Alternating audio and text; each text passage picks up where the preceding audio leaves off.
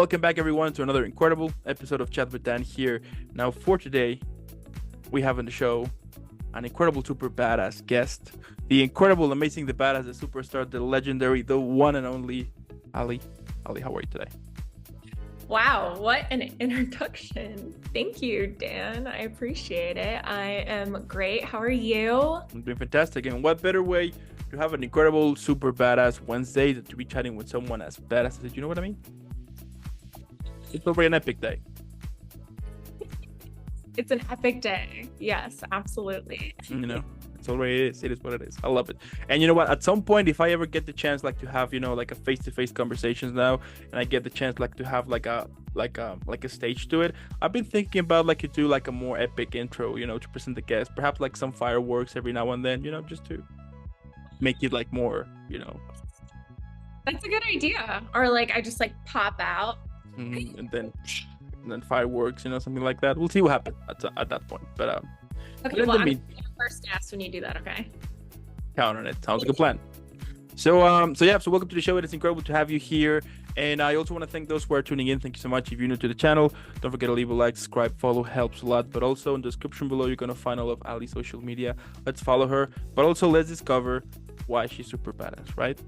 Now, without further more, let's jump in, for the whole conversation. So I want to start out the whole conversation by starting with the first question, which is, what initially drew you to pursue acting as a career? This question. I wish it was like a 2-word answer, but I'm going to try to summarize it as quickly as possible, if that is possible. I would say it gives me a platform to bring different parts of myself to the surface. People think that acting is playing a character and pretending to be someone else. But the way I view it is that it's actually finding those parts of you that can maybe connect to that character, and bringing out your truth. And I've always been like super multifaceted, in the sense that life never felt linear to me.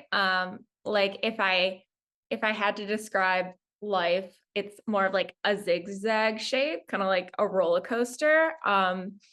We live in a society that expects you to choose your career when you're 18 or when you're in your 20s and then just stick to that career. And for me, I couldn't decide on that one thing. So I was thinking, what could I do where I don't need to just choose one career? And that's when the epiphany hit. Oh, of course, I could be an actress, because if I'm an actress, then I could play a nurse, I could play a teacher, I could be the girl next door, I could be the badass police officer, et cetera, et cetera. And not only like surface level things, but like really like bring out different parts of myself and explore different parts of myself. And I mean, for me, I guess this kind of leads on to the next question. So I'll let you ask the next one. Sounds like a plan.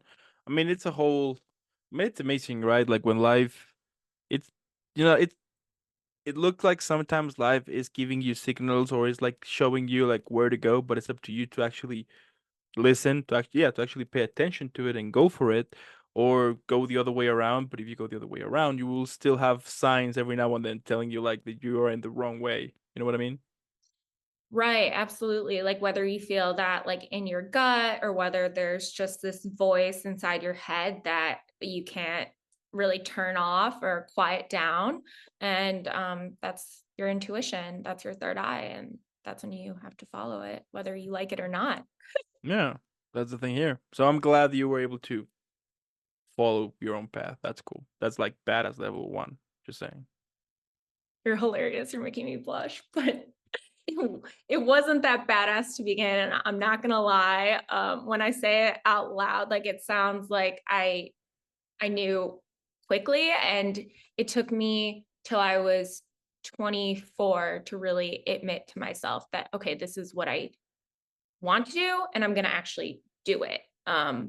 Before, it was me just trying to shut down that voice in my head that said I wanted to be an actress. It was me kind of shooing it away, like, oh, I'll just work, in an office, and over time I'll get used to it, and over time I'll be happy. And it just, that day never came. I just still wasn't happy. So I knew I had no choice but to go for this. Yeah, I mean, and you went for it. And I mean, I say it's like bad as level one.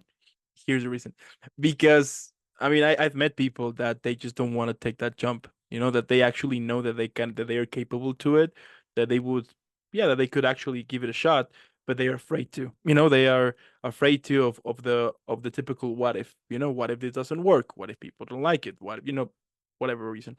So that is why, that is one of the reasons why I admire people who is like taking that shot, because we all know that it takes guts for to be like, you know what, I'm just gonna go my own path and screw it. So Yeah, yeah, exactly. And I'm still scared every day. Like, and I question my decision sometimes too. I'm like, you know what? Like, this is too difficult. I'm just going to go back to doing this. And then I'm like, no, don't, like, don't give up.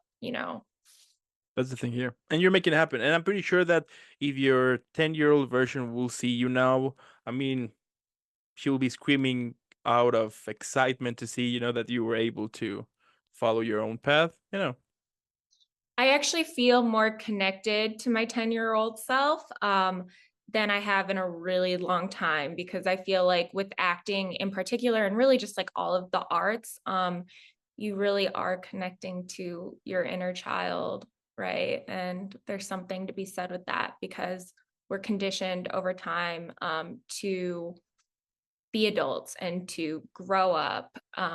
But that inner child is still within us. And that's like who we are at our core.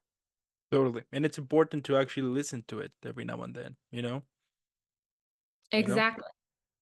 Like yeah, like a friend of mine told me the other day, like if you realize, I mean, the older you get, you don't technically grow up. You're just older, but instead of toys, you have like your own, you have like different type of toys now, you know what I mean? So at the end, if you realize you're still the same kid inside, wanted to do crazy stuff, but of course in a different way now, because you're older, things like that. So Right. And, when I was 10, I didn't have all those like preconceived notions about the world. I just wanted what I wanted, right? We all did. And I wanted to be an actress then. I did. And I did act in plays. And if you ask like my grandpas, both of them to this day, they talk about like how I would put on shows for them I would use my bed as the stage, and I would like lay out pillows on the ground and like have them sit there. And I always knew it was what I wanted to do. But like, as I got into my teenage years,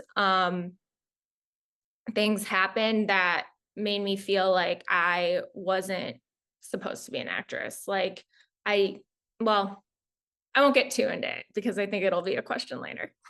sounds like a plan to me. But you're killing it here. So that leads me to my next question, which is, can you recall on a specific moment or performance that solidified your passion for acting? Yeah. So speaking of, I think when I was 3 years old when I first saw Judy Garland in The Wizard of Oz. And for whatever reason, I just really connected to Dorothy. I think maybe because she kind of looked at me at the time. I'm a natural brunette. So I just wore the sparkly red ruby slippers everywhere. And that turned into me, like I said, like performing for like family members. And then when I was in third grade, I did my first play, and I did plays throughout elementary school and middle school. And then my sophomore year of high school, I tried out for the spring play and I didn't make it. And I acted like I didn't care at the time, but honestly, it really broke me. And looking back, the reason I didn't make it wasn't because I wasn't quote unquote talented or good at acting or meant to be an actor. It was because it's simple. Like I just didn't rehearse. I didn't practice. Like I just showed up. And I was concerned about boys and friends and partying at that point. And I just wasn't putting my all in, of course, the way I am now. Um, and I wish I would have known that, you know, I wish I would have understood that it didn't mean that like I wasn't good and it didn't mean that I wasn't meant to be. But unfortunately, for about, I don't know, maybe like the next 6 years or so, I went on thinking that I'm just like not meant to be an actress. And, I think I don't regret anything because during that time I was experiencing life, and I believe to be an actress, you need life experiences. And, I worked in a finance office for a year and a half. I worked at a religious organization being the engagement associate. I lived in Israel for a year and taught English there. So I've like done so many things in my life that I think really only better my acting at this point because I could connect to so many different types of people. Yeah, I mean, at the end, things happen for a reason. Yeah, at the You know end, what I things. mean? Yeah, and like if I would have, went to LA when I was 18, and nothing against people who do this, like I think it's great if like if your path is linear, like if you know you want to be an actress one day and you just go for it, that's amazing. But for me personally, I do believe if I would have went at that age, I might have not been able to sustain the difficult lifestyle of LA. Like I kind of had to prepare for living out here. Like I had to save a lot of money and I had to experience a lot in life before I was capable of successfully being out here. And now I've been out here for 4 years. And I know I'm staying. And you're crushing it. Thank you. That's badass. I love it. And it's true. I mean, moving to like to another city, it's difficult, but especially LA, and since it's also one of the most expensive cities in the world, Literally, yeah. hmm I mean, I think New York's more expensive, but like barely. And New York's hard too. I mean, honestly, it's 2024. It's just hard to be a human anyway. Everywhere. Yeah, it's just difficult everywhere. Yeah. I was talking the other day about that back when you were a kid, and then they will give you some money, for school to buy lunch or whatever. Like they will give you, I don't know, like just a couple of bucks then, and you will be like the richest kid on the moment. You know what I mean? You will be like, hey, you know what? Have some lunch for me, things like that. And now you can't even do that anymore because everything is just crazy expensive. So, and if you add to that living in a place that it is expensive because, it tends to be like a little complicated sometimes, so I get it. Yeah, definitely. Yeah, you need to definitely kind of have like a plan B all the time. Like for me, at least, I can't rely fully on acting as my only source of income. So I always have like a couple other streams of income coming through. Because I don't think it'd be sustainable out here. Like when the strike happened about a year ago, there were like some statistics that came out about what actors are making. And for actors who are in SAG, there was like a statistic that 87% of those SAG actors don't make enough to afford health insurance, like to qualify for health insurance. And do you know what you need to qualify for health insurance? Like, do you know how much you need to make? How much? $28,000 a year, I believe it was. So that meant that like 87% of actors in SAG weren't making even $28,000 a year to hmm qualify for health insurance. And okay, I could have butchered those statistics, so maybe don't quote me on that. But Yeah, but I get it. Yeah, I get it. hmm like you don't do this necessarily for the money, at least initially. Yeah, yeah. When the strike happened, a lot of actors, yeah, actually, a bunch of interviews just got canceled because those actors were telling me, you know what, there's like no point of it, so let's just wait. I'm like, yeah, sure. And at that point I was like, okay, what am I gonna do? You know, I need to put something to it or create something, you know, because like there was like a heat there was this lack of content, but at the same time there was some content that I was uploading, but because it was during the strike, some actors were, I mean, and I get it because there was like there were like a lot of misinformation going on. So some actors were telling me like, you know what, can you just pause this episode and then just wait out until everything's ready and then you can show it because I mean I know that is not a problem, but just to be aware of. I'm like, yeah, sure. So yeah. Yeah, yeah. You were feeling the effects of it too. It was, I mean, the last few years in general with this industry have just been unprecedented. Like, I moved here 4 years ago, almost. It'll be 4 years this July in the midst of COVID. So obviously, things were kind of at a standstill then, and things were also changing. Now, instead of like auditioning in person, you always do self tape auditions, which is definitely bittersweet. And then right onto the strike, right? Right when we were finally like getting a grasp on things, the strike happened. So, yeah, it's just changing a lot. Totally, but it was necessary. At the end, I think it was necessary to kind of raise the hand and to, you know, kind of speak about the situation because it's true. I mean, at the end of the day, I mean, it was great that happened because I do hope that it will open the door for more people to kind of raise their voice, you know, like raise their voice to different situations, you know, regardless, you know, but it doesn't matter if it is like in the entertainment industry or not. But I mean, we all know that sometimes companies will be treating people like a machine instead of a human, and then suddenly they forget that we, you know, we need money to pay stuff. So yeah. Yeah.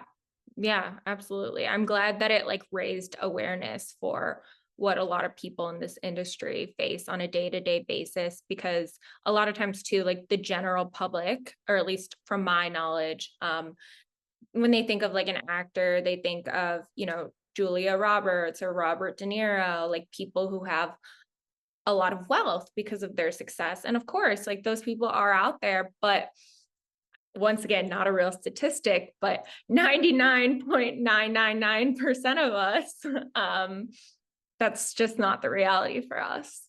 Yeah, yeah. And you know, it was amazing also, like during the strike, that you will see, you know, like A-list actors like joining lines with them. You know, I was watching that even like Bob Odenkirk, you know, that you know, the one that he played Saul on Better Call Saul. He was there. The whole like I keep forgetting his name. He played as Walter White in Breaking Bad.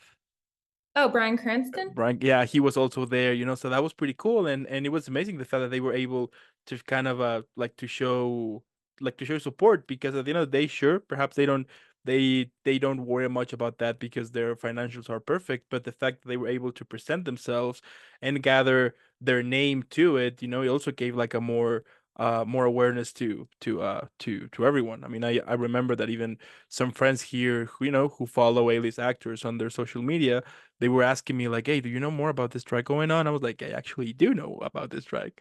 So, but that was cool because they were able like to raise more awareness to it and to kind of let more people know about this situation that has been going on, yeah, that has happened going on for years, and all of the, you know, it's I do think that that the more aware we are of the whole of, yeah, of the world we live in, we tend to understand it even more, and we tend to be like, okay, now I understand this part. I remember when I started, sometimes actors will tell me a little bit of a dark story behind the scenes, and I'll be like, oh crap, like I didn't know that, you know. But it's the type of stuff that you want to know because you are aware of the situation, and then you kind of understand that at the end of the day, not everything is beautiful. It's up to you, of course, and to enjoy the most of it. But sometimes you will meet up with bad people or something like that, and it's just the way it is sometimes, you know.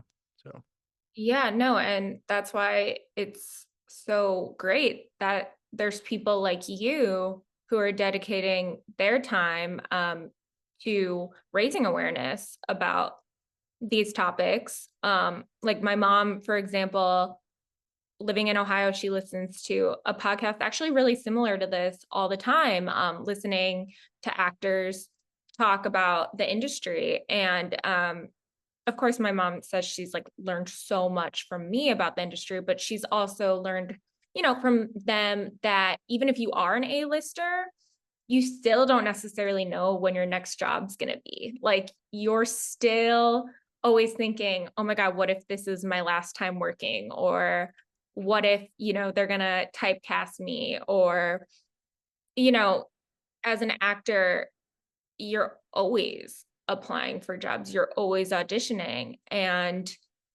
then you get a job, but then it lasts only 2 weeks. Unless you're a series regular, you're not going to have that consistency, and it's going to feel like you're out of work because you might not be bringing in that solid income when in reality it's like a rat race. You're working day in and day out, and you're like, oh my God, I'm not even getting like paid for this part of it, like the auditioning, the acting classes, growing, your casting network pages, et cetera, et cetera. But yeah, so I think that it's great that people are now more aware of the industry and what it looks like day to day. Totally, and to see them more as like as regular people, sometimes we will think about actors or musicians, like and we will put them in this kind of pedestals, that they are not allowed to make mistakes or they're not allowed to say something because they are, almighty and everything. But at the end of the day, they're just like regular humans, like all of us, like the rest of us, So it's cool, and also yeah, I mean, like when you get the chance, like to meet someone from, I don't know, from a project or something that you admire, and you get the chance, like to speak with them, and you realize that they're just regular people, and you're like, okay, this is cool, and because they're just regular people, they of course these like deserve the proper treatment and salary and all of the benefits and everything like a regular person. Because one of the things that I remember that were happening during the strike, at least some people that I met, they were telling me like, oh, why they are complaining? Come on, I mean, they're making thousands upon thousands of dollars, right? And I was like, no. And then I showed them that I interview an actor once that he knew that he knew someone who received a paycheck of 30 cents. And then I was like, "Do you see this stuff?" You know what I mean? They were like, "Really?" And I was like, "Yeah, I mean, like once you know like exactly like the exact amount they receive, you start to discover that, it's reasonable if they want to ask like a fair treatment. Because if I was in their shoes, of course that I will be asking for a fair treatment. I mean, I have bills to pay too. I mean, yeah, I love the craft and I love all of that, but at the end of the day, I need to pay stuff. So it's understandable the fact that they were, that they wanted to kind of raise awareness to all of that. So yeah, it was interesting, and that some people were thinking that, and even till this day, they're still thinking that. So that's crazy. Yeah, and it's really funny that you say, that 30-cent check story, because I heard almost an identical story last week, firsthand. A good friend of mine, he moved here, God, it must have been in it was decades ago, because now he's in his 70s, but he moved here when he was about 20, um, from Iowa to be an actor. And he literally got a check for $0. Like they wrote it out for $0. And that was the moment when he decided, okay, I can't be an actor here anymore. So he did actually go on to be on the sound side of things. He was like the sound guy. What's the technical name for it? Why am I blinking out? Sound E engineer, yeah, technically. yeah, Yeah, the sound engineer, he, yeah. he did sound for like a lot of huge shows, and has traveled all over the world for it. So he had a really successful career in sound. But when it came to acting, he was just like, I want to raise a family. I want to get married. I want all these things in life. And just being an actor alone, I won't be able to accomplish those things. So luckily he was still able to like be in the industry. And luckily, because like he did pivot away from the actor side of it, he was able to make a consistent enough salary to have a family. Not saying he wouldn't have if he was an actor, but you get the point. It's a Yeah, lot less guaranteed. totally. But yeah, I mean, at the end, it was a great thing that happened, and also we can see sometimes that with actors. I remember when I saw, for example, with the case of Brendan Fraser, he did The Mummy and everything. He disappeared for like what, 10, 12, 15 years, something like Uh, that. And then out of nowhere, he comes back, does a movie, incredible film, by the way, and he wins yeah. an Oscar. Yeah. You know, how crazy is that? And that is, and you know, and those type of stories, I think they're like super inspirational because it shows you that, you know, you can like like the moment you less expect, life can actually turn to something incredible and actually put you into where you should be, you know, like reminds you like, you know, this is where you should be. Remember that. So And I think that's such an important thing to remember for all, not only actors, but just artists and really all people in general. But in particular, actors, like I talk to and meet new actors all the time, and they'll be really down on themselves, like saying, "Oh, this month I just haven't really been on my creative game," or "This month I haven't gotten any gigs," or "I haven't gotten any auditions." And I think we just have to remember, and I have to tell myself this too, that that's all just part of the process. Like it's okay to have your ups and downs as an actor. Like you're never just going to be like 100% of the time. yeah, it's impossible. So it's good. It's good to have those quiet days because I think it kind of like yeah, what I'm trying to say here is that when you have like those quiet moments, it's great because when you actually have something to it, you enjoy it and you squeeze it the more of it, you know, like as much as you can to actually enjoy it because that's just the way it is. And I think that's just beautiful because I mean imagine if everything was just perfect, you know, and like whatever you need you will get it like super easy. You know, let's be honest, you wouldn't care. You know, you will be like whatever, right? But the fact that that at least life it's not like that and you actually need to fight for something and go for it and show up and get rejected again and continue being rejected and probably being rejected like a little more, but once you get something you're like this is it, you know, and who knows, maybe with that your life can actually change to something or because you met somebody there on a set ended up connecting you to a next project, you know, things like that, so you never know. Exactly. And I think that's important too, to realize that no matter what, you're always gaining something, even if it's not apparent what that gain is in the moment. Like, even if you're just doing background work, I encourage everyone here to just try it for the experience and because you'll network, there's so much that could come from it. So never think that you're too good for something like that. I love it. You just went to bad at level 1 to bad at level 10. You're killing it here. Amazing, amazing. And moving on here like a little bit and going back to your whole, you know, acting career. How do you approach preparing for a new role? And what techniques or methods do you find most effective? Oof. Okay. Just how I was saying, I feel like I do ebb and flow a lot. So like sometimes my technique will change a bit. But I'll say at the end of the day, what stays the same is first of all, knowing what my character's motivation is, and like knowing why they're doing what they're doing. Um, and practice, practice, practice, as cliche as it sounds. There's been times where, when I'm like working another job 40 hours a week, for example, and I just don't have time to like adequately prepare for a role, and you feel it. And it really kind of starts to act as like a self-fulfilling prophecy because you're not prepared, and then like you get in your head and you get anxiety, and it's a whole cycle. So I'm always trying, of course, to not have that happen. But just with that being said, the first part, after knowing about your character, what their motivations are, why they're doing what they're doing, would be, for me, learning my lines, like to the point where I don't even need to think about them when reciting them. And after I fully know my lines, that's when the real acting comes into play. That's when I could just be confident and I could just let it rip on set.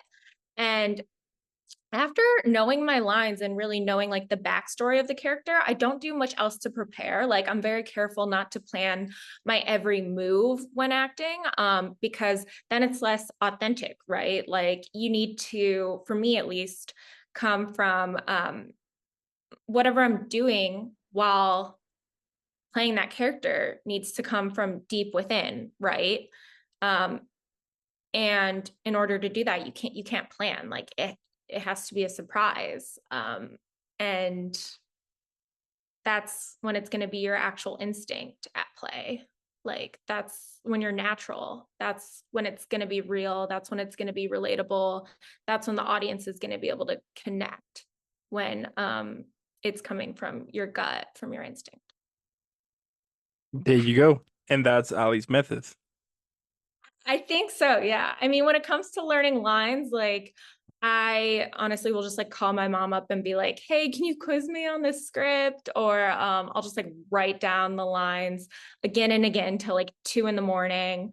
Or I'll like record the lines and then I'll like play them, while I'm in the shower. Or sometimes I'll like take the lines and put them in a Ziploc baggie and then kind of place them like on the shower wall, stick them to the shower wall so I could like review them while showering. So I'm like never wasting time. Like I'm kind of psycho about it because I just am always so obsessed with being as prepared as possible because I've had to learn that the hard way.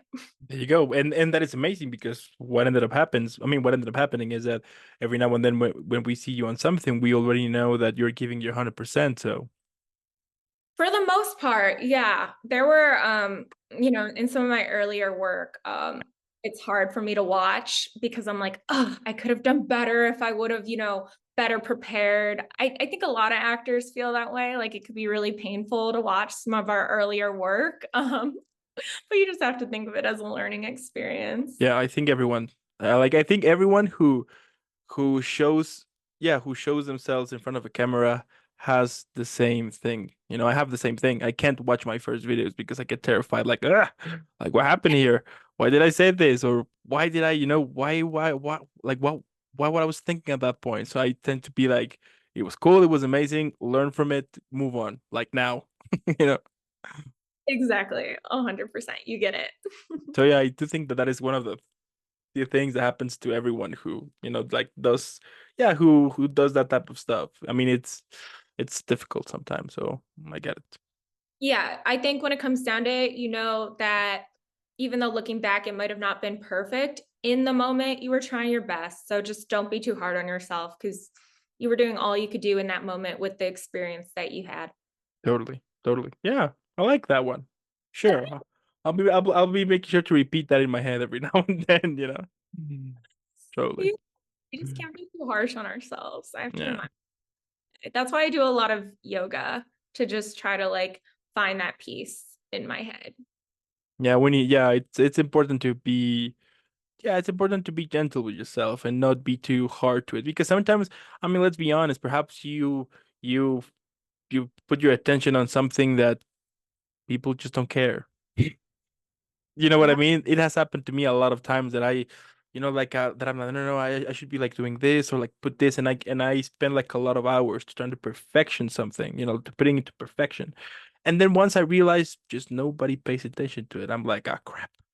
And be like, meh, okay. So I just so but at the same time that is good because then you're like, you know what? Why not next time I'm like a little bit more loose to it, like a little more relaxed but not very rigid to it, because I also want to enjoy it. So Right. And realize like that you're doing it for yourself and that it isn't anything personal with you that made people not care, right? Like, for example, I was watching a documentary on Jennifer Lopez, and for her newest album, This Is Me Now, she wanted to do kind of like a film based off of that album.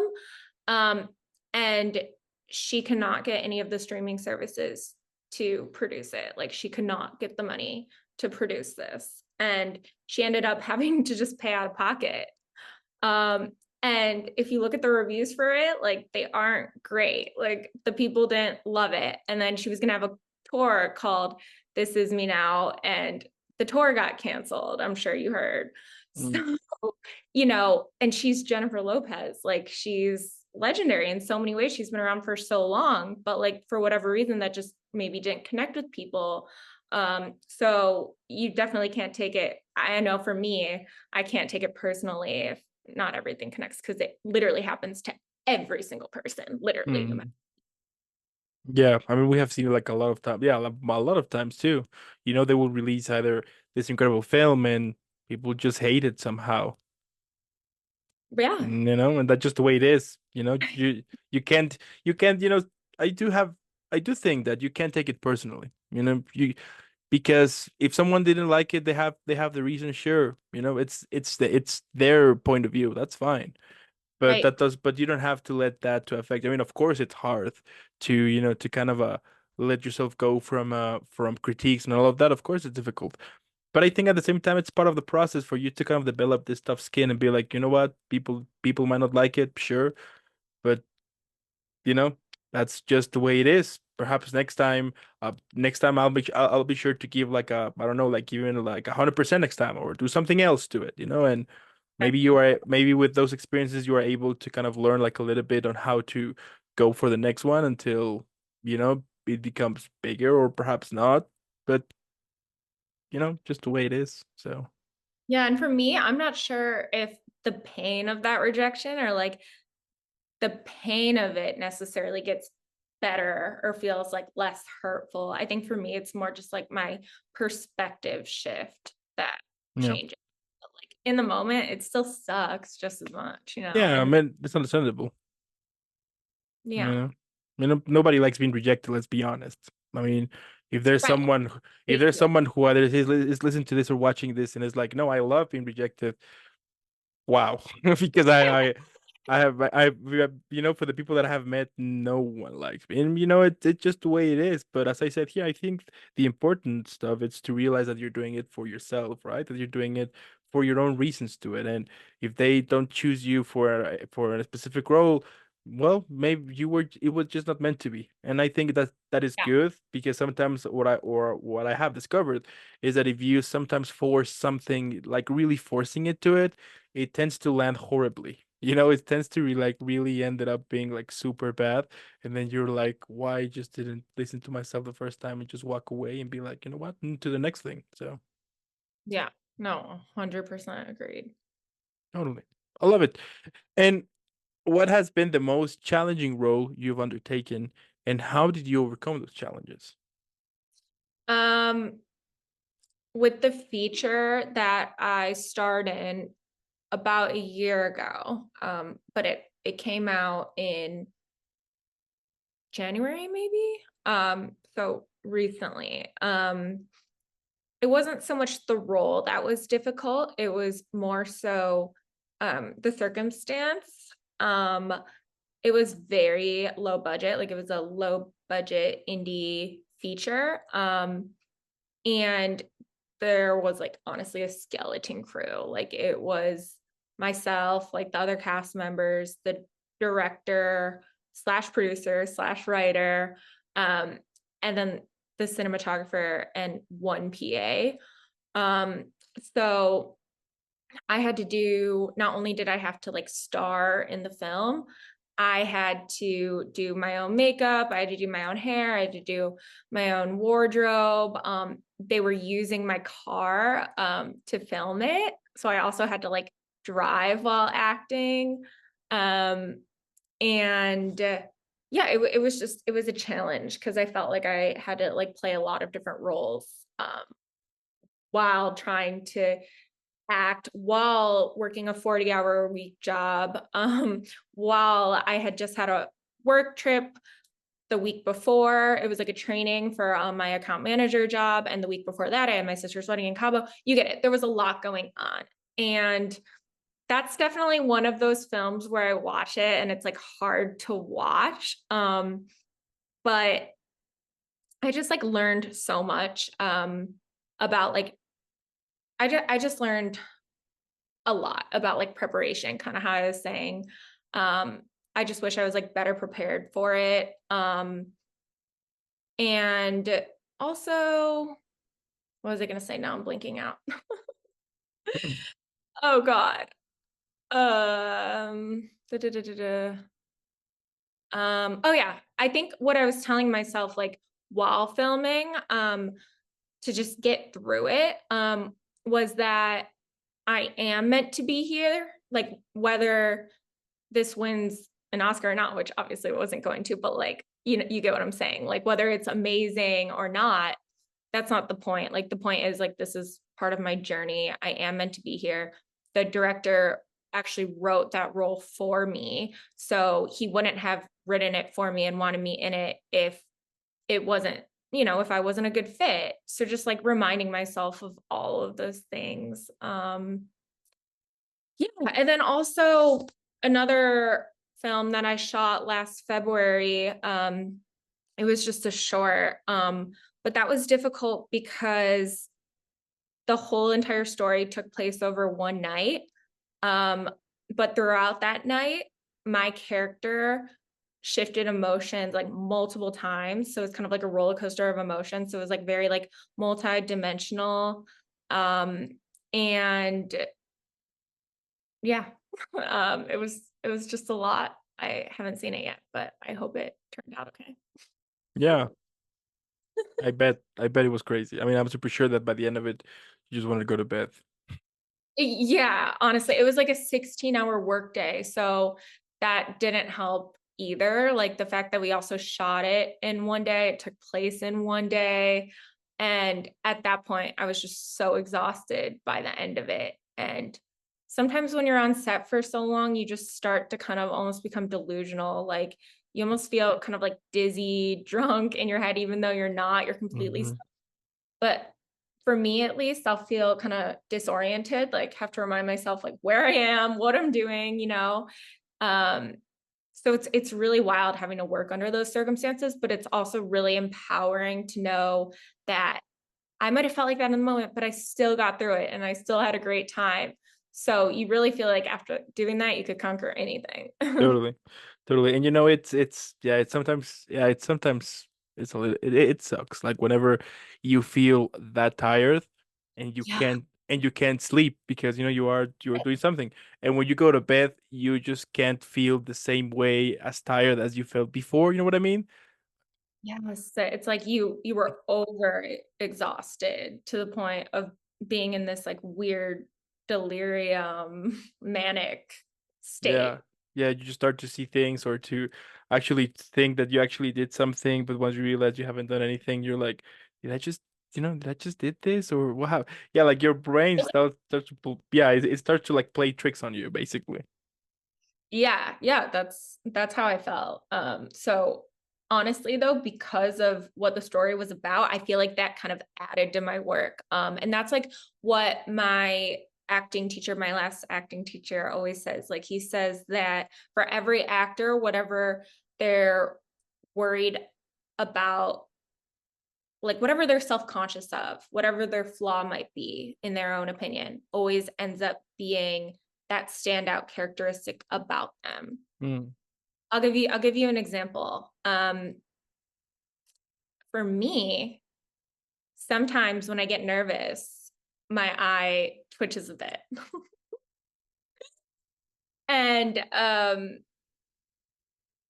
not that I've like completely gotten over that, but I think just kind of leaning into it instead of being self-conscious about it. Kind of just if I do it, then it is what it is. Like I shouldn't let that stop me. Maybe that's what my character does. Maybe it's part of my character.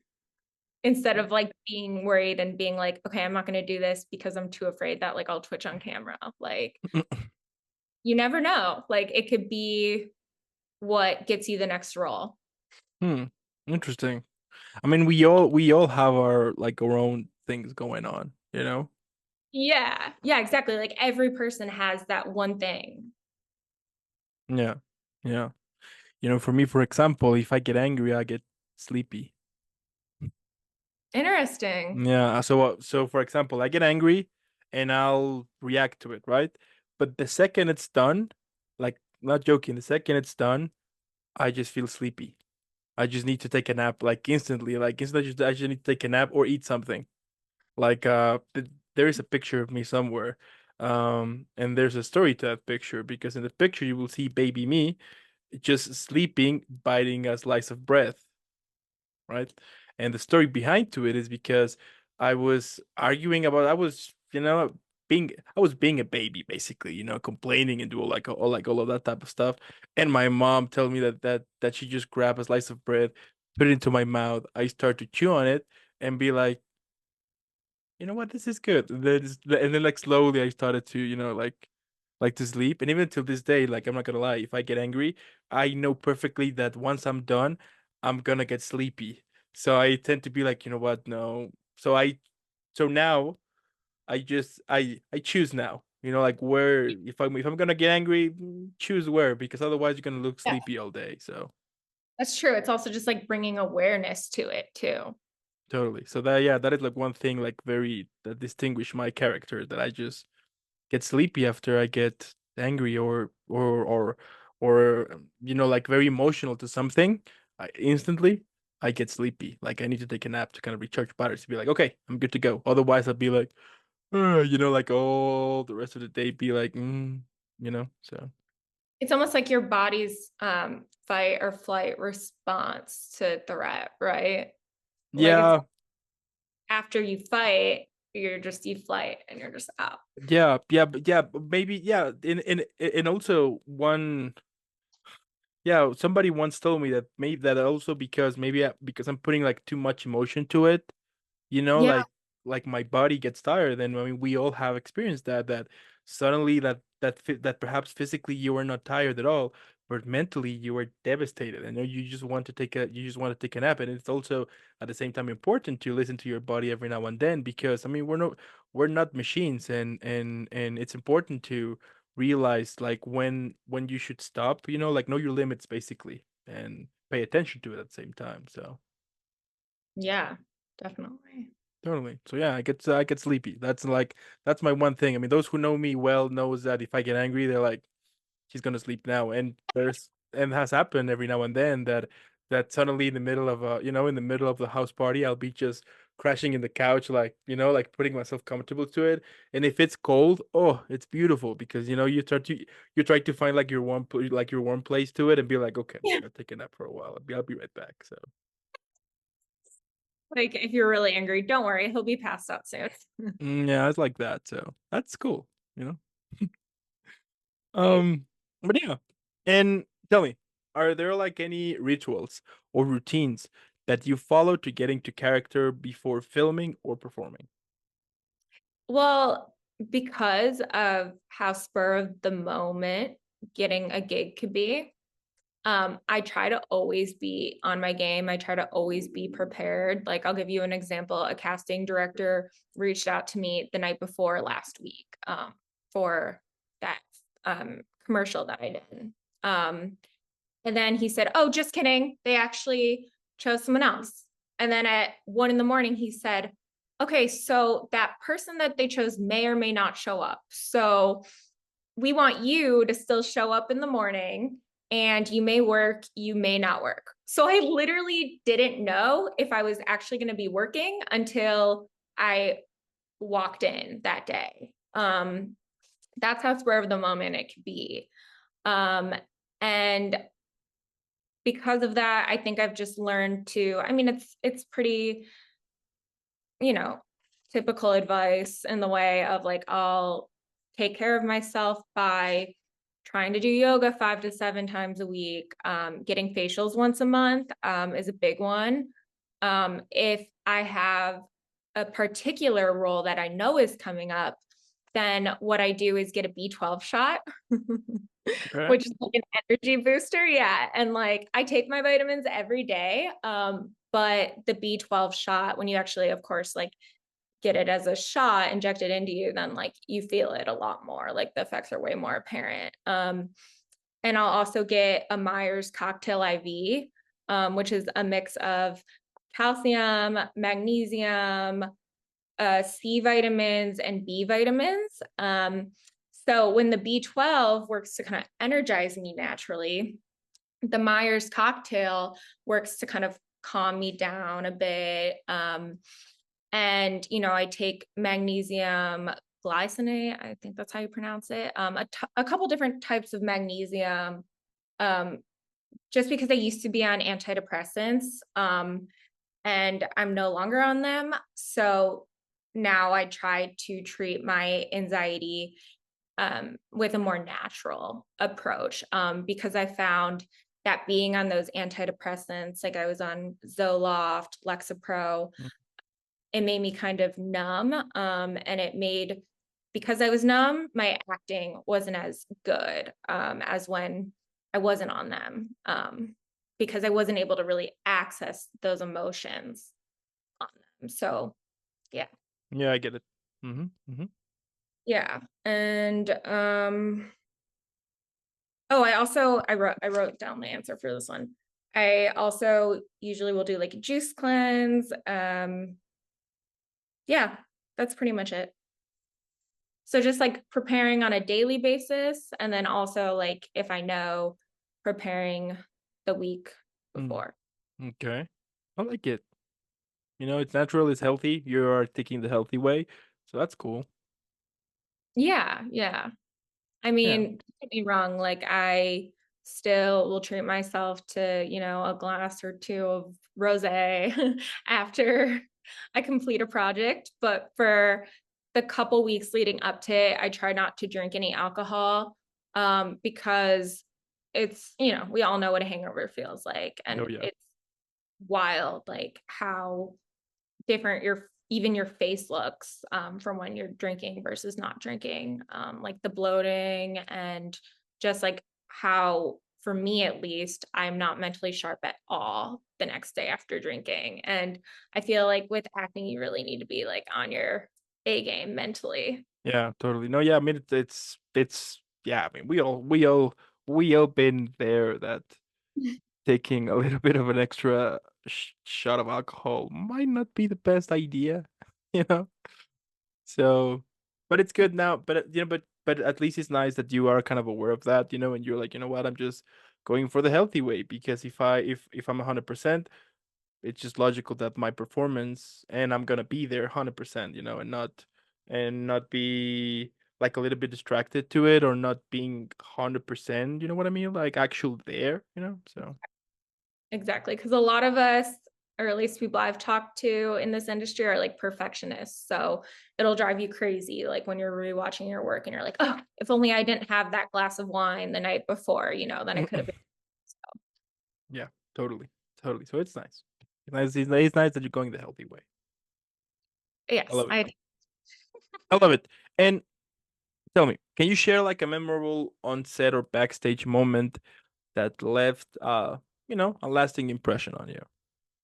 honestly, when I first got out here, like I said, it was the midst of COVID, July 2020. And I just got right to it. Like there wasn't a ton going on, but I tried to take any opportunity that came my way, including background work, actually, especially background work. Actually, I was applying specifically for background work when I got out here because I was aware that I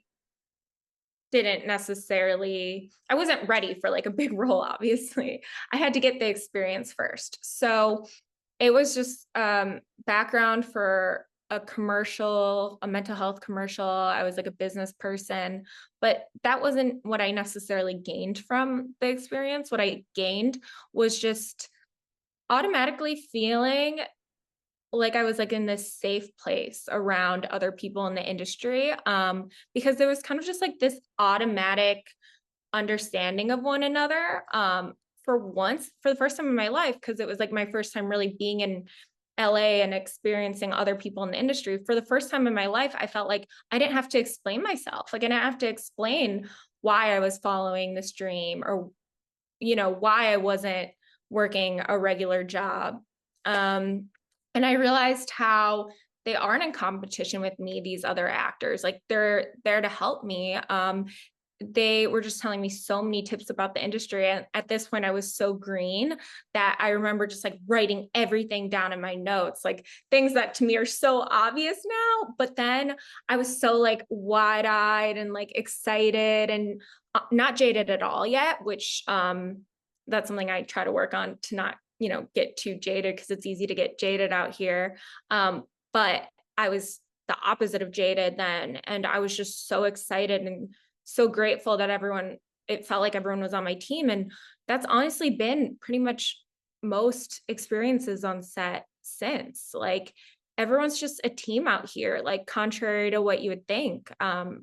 There's a lot less of a competition. Like there's a lot, like we are in competition, but like you're just also not. Like you're there for each other. Reach. Yeah, I like it. That's like more badass. That's level number 3. No, I mean you are already on 10. Are you kidding me?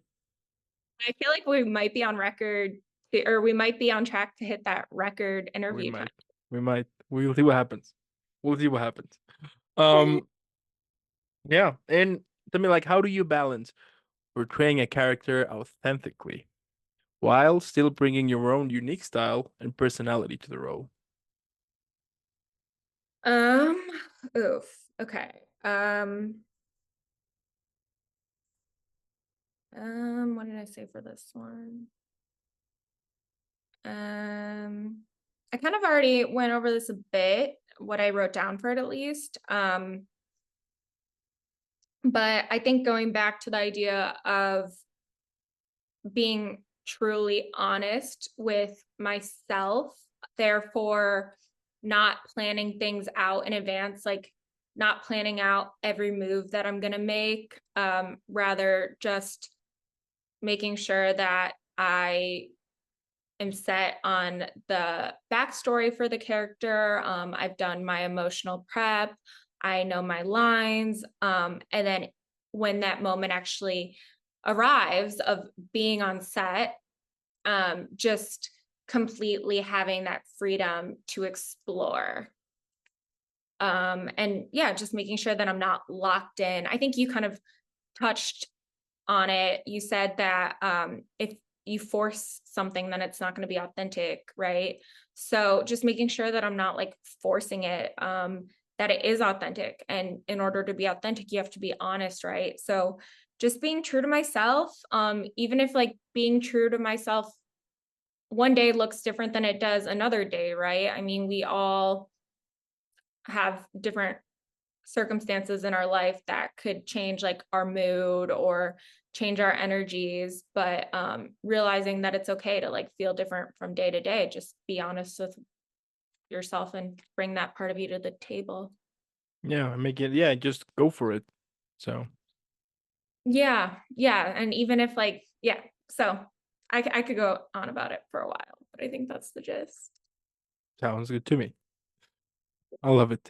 And have you ever experienced a breakthrough moment where a role or performance significantly impacted your growth as an actor? Hmm. So, like I said, when I first got here almost 4 years ago, I was just applying to like every single role. Like, honestly, I didn't even care if it was paid or not. This particular audition I went to, the role actually was unpaid. It was a student film. And since it was during COVID, the audition was in a park. And it Okay. was like, well, I know that sounds kind of sketchy, but like I had talked to the director prior to that and I had like looked him up. So I knew that he wasn't gonna, like murder me in the park. And I just showed up so excited and grateful for the opportunity and the experience.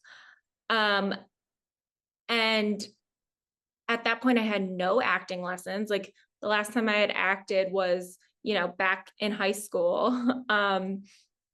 And I think because I didn't have a specific technique and because I was so green, I was really actually able to be myself because I never like got in my head about it. I didn't even know to stand on my mark. Like they were recording me during the audition and I didn't even like realize that I had to like stay in place while they were recording me. Like I knew zero. But maybe because I was so honest, they connected to that. And he said that like I was a natural actor and that he that I got the role. And I mean, it was 3 lines and it was a student film, but it was still such like a confidence boost that I am where I'm meant to be. Um, And yeah, it was just kind of for me, yeah, like the first real role that I ever got. Yeah. So you were honest and badass. Pretty much. That's what it keeps coming down to, doesn't it? Yeah, I'm not gonna stop. So I love it. Yeah, And yeah. yeah. And tell me, like, how do you manage? I mean, they just came, to my question like to my head. Like, how do you manage to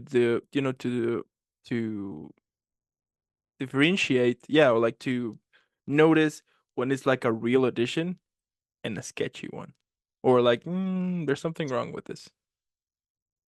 There's such like a blurred line.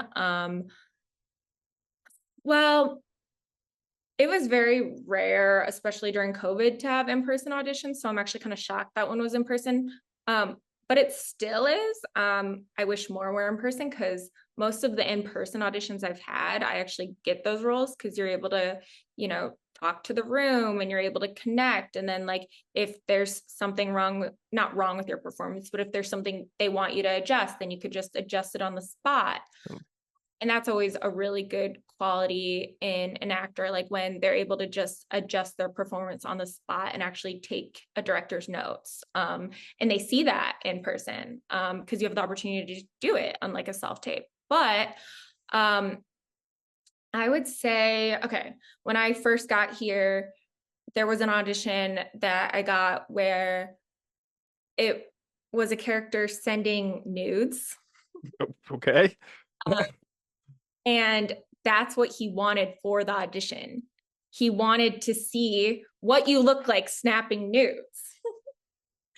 So obviously, my spidey senses go off. Like, I'm not going to do this because if he was professional and if this was legitimate, then like you wouldn't ask someone to get naked in an audition. You Totally. know, I mean, maybe ask if they're comfortable with nudity and let them know, like, hey, this character might have to have full frontal nudity or be topless. Are you comfortable with that? Then you get an intimacy coordinator involved. But you would just never ask someone to do that. So something like that, it would be pretty apparent. But sadly, I'm sure plenty of girls still send it in, which is just so sad that that kind of stuff still goes on. Um, and a lot of times I'll Google the director prior to submitting my tape because I'm not just gonna waste time doing any tape. Like if I can't find the production company. Um, so yeah, stuff like that. But now, like, when my manager sends it to me, I kind of just trust that she's kind of filtered through. But I think it's a really important thing for people just starting off to know that like there are a lot of scammers out there. Even when you put yourself out there, then obviously there's more opportunities for people to scam you, right? For example, once I made my casting profiles on like Backstage, Casting Networks, Actors Access, my email was just out there. So I was getting these emails from people who would say, "Oh, I'm this agent. I would love to rep you, but it costs this much a month." And it's Mm, like an agent or manager is, if they're legitimate, they're never going to ask you outright for money. They'll get you the job and then they'll take 10 or 15% of what you make. They're not going to ask you to pay them. mm, So I think it's just really important for people starting off to know all of that and keep all of that in mind and just be super aware, and also just like be aware of people who are going to message you and tell you, hey, I have this really great role for you, but let's go get a drink first to discuss if this would be good for you. No, I think the first time I meet someone in a work sense or professional way, I would rather it be over coffee or something more professional than like a drink, because if they're asking to get a drink, then like, come on, like I know after the Me Too movement, we like to think that that stuff doesn't go on as much, but believe me, it does. I've had stories where like big time directors will ask me out on dates, and they'll kind of like allude to promising something to me. And luckily, like I haven't gone through all the way with that. But I could have, and maybe it wouldn't have even worked out. So, I mean, I could go on and on about this topic, but I think, especially for young women, actually, like men too. I mean, the whole Nickelodeon Quiet on Set documentary came out, and we saw that like Drake Bell went through that. And unfortunately, I've heard a lot of stories, not only from like A-list actors, but like people at my level too, who have had to experience stuff like that. And it's really like disheartening and discouraging, to know that as great as this industry is, it comes with a lot of that because people want this dream so bad, and producers and directors and people in power, they know that people want it so bad and will do anything for it, and they take advantage of it, and they know that like you don't necessarily have anyone to go to about something that they might have done, so it kind of traps you, right? Ugh, I could get like emotional talking about No, it. yeah, I mean, I do get it. I mean, it's that is why I was saying before that that it's great that I mean that these type of stories are necessary to for the people to listen to it because you start to raise more awareness to it, and then you start to kind of understand like a little bit of to it, even though that you are perhaps not pursuing acting, but Yeah. right? I mean, you never know, right? So it's yeah. I remember when I saw that documentary, Quiet on the Set. It's horrible, it's yeah, it sucks because at the end of the day, as you were saying, the fact that something so the fact that like the fact that how amazing the industry is, the fact that you're able like so many incredible stories, movies, films, TV shows to show to people and everything. And it sucks like whenever those type of stories come because it gets stained, all of that, and Yeah. it's yeah, it's a shame that even till this day there's people who are trying to take it to actually take advantage to it, who are searching to get an angle on people. Why it shouldn't be like that, we are all pursuing our dreams and hopes, and why don't you just go the right way possible and don't try to take advantage to it, and don't be a dick, basically, One an actor once told me that just don't be a dick, because it sucks, it's as I was saying, when I saw that documentary, it kind of ruined my childhood somehow because I was like, come on, man, like some of the shows I was really, I mean, the only one that it didn't mention that I was like, okay, okay, cool, was Keenan and Kel. I was a huge fan of that show back when I was a kid, so I was like, okay, at least they didn't mention that one. But like, like in some of them, I was like, I didn't know that, and it's shocking, like to know that, like while I was watching that, while I was enjoying that, that person was living a hell, was actually living an actual hell to it, and it shocks you, but at the same time, it also shows you, or I mean, it kind of helps you to be like more, yeah, like to be like to have like a more empathy to it, you know, and to also discover that those people perhaps, yeah, they're living the dreams and all of that, but What price? perhaps they're living like an actual hell behind the scenes. And once you realize, you're like, yeah, I was good the way, you know what I mean? It was, yeah, it's just crazy. I mean, I could go also be telling, I could go on and also be telling that. I remember there was an actress that, she told me a story that, there was this kind of A-list. Yeah, it's kind of wouldn't say that it's a A-list now, or maybe anyway. My point here is that when she was starting out, this guy was like really like after her, like not kidding, like after her. And she refused, she refused constantly, constantly, constantly.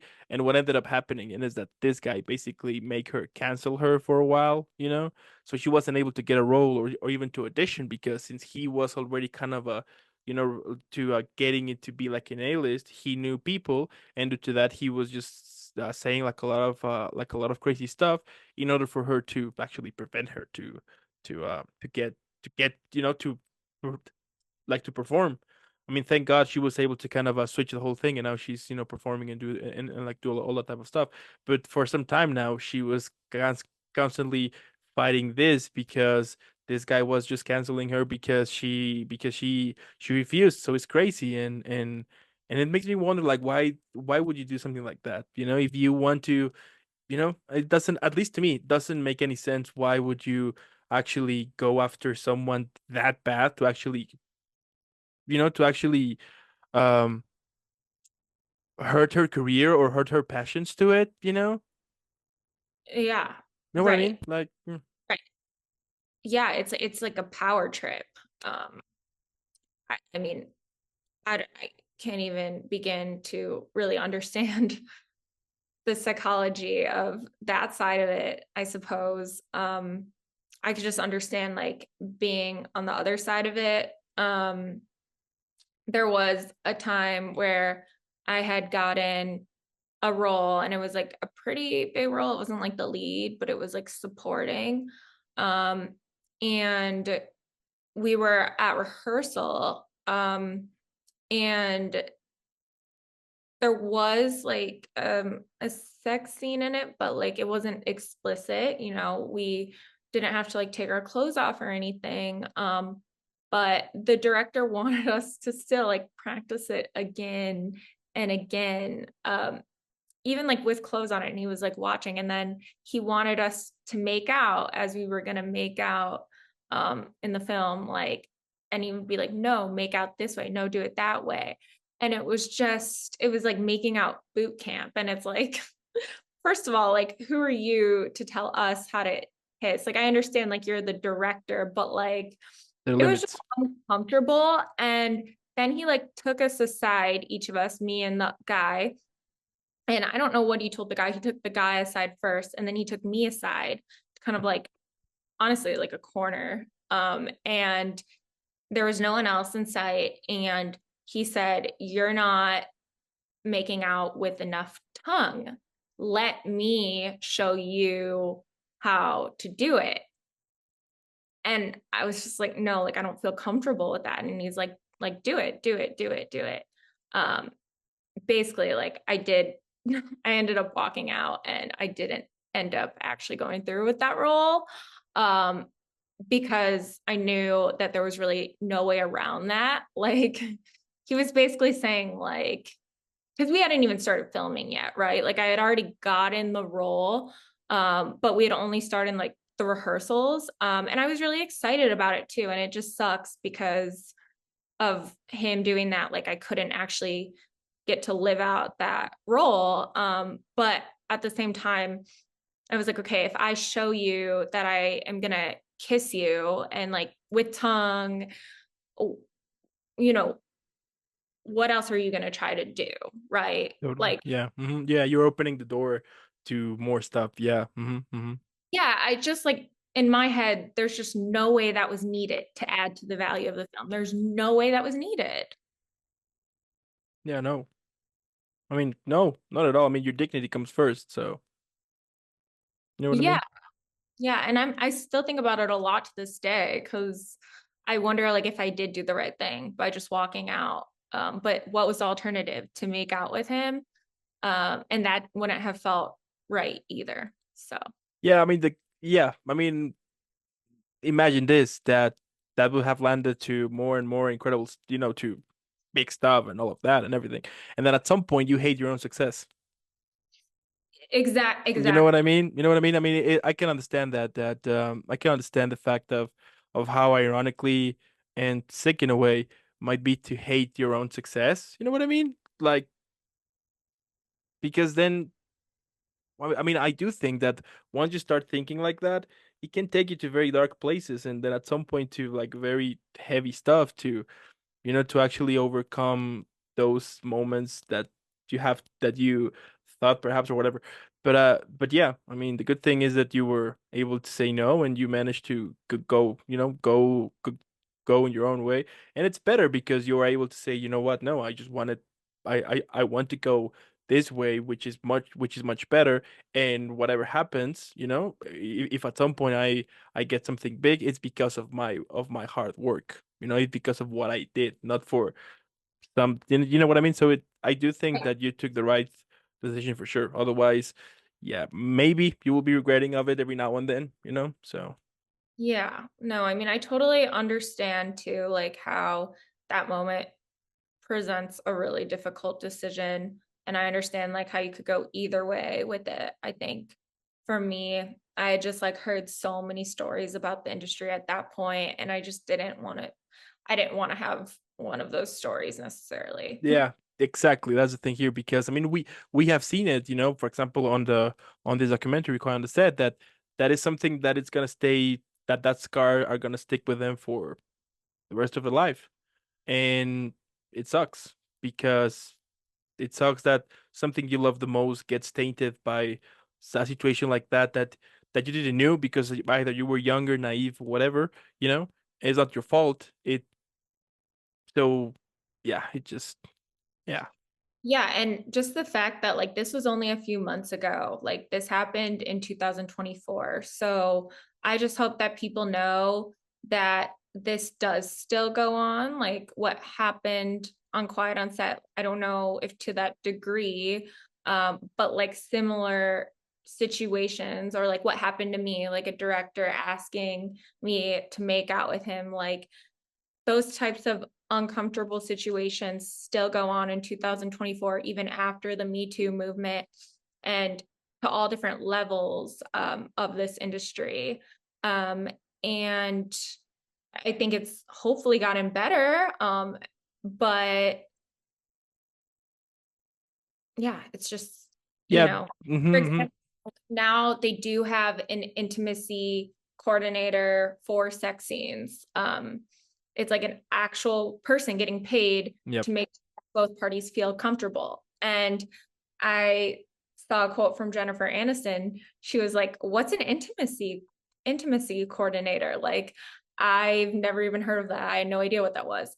And I feel really lucky to be in a day and age where I do know what an intimacy why do I feel like I'm saying that wrong? Intimacy. Yeah, it's into I think it is. Yeah, I think sure I it's do right. know what an intimacy, maybe because I'm just saying it so many times. Yeah, it But, happens. like, I do know what that is, and, like, I am used to seeing that on set. Like, I feel very lucky that we now have that type of stuff in place. Totally. I mean, we're still. I do believe that there's a long that we still need to go through a long, long road, but at least we are in that road now. You know what I mean? At least we are starting out to to kind of raise those raise awareness to that, be more aware of what is happening, and also just and also just say no. Whenever you don't feel comfortable for something, it's okay. I mean, I have interview actors who said sometimes that it's okay to say no to something. It's fine. Even if you're starting out, remember to also have your nose on something.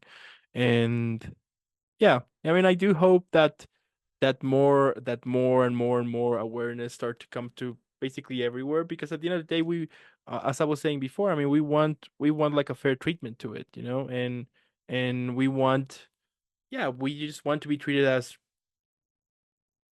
regular human beings basically. And if you have and if you have a safe, funny, good environment, people who is in that environment are going to perform 100%. I mean, we have seen it also like in regular jobs and here and there, that if you have like a very good workplace and you have a very like actual people who cares about other people, who actually wants their best to it, instantly they're going to perform 100%.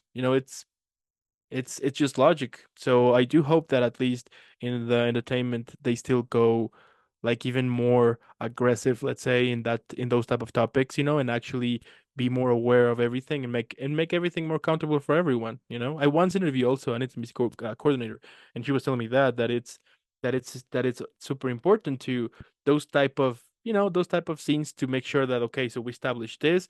This is how we're gonna do it. We're gonna do that. Everything's good. Yeah, we're not gonna cross this line. We're just gonna keep it on this one. Everything good, great, good, and we're good to go. So, Yeah, and, like, looking back, one last note on my story, so it wasn't a SAG production, it wasn't a union production, and we did not have an intimacy coordinator. So I think that's a red flag, mhm, right? And that's the problem with, like, all of this non-union work available totally. now.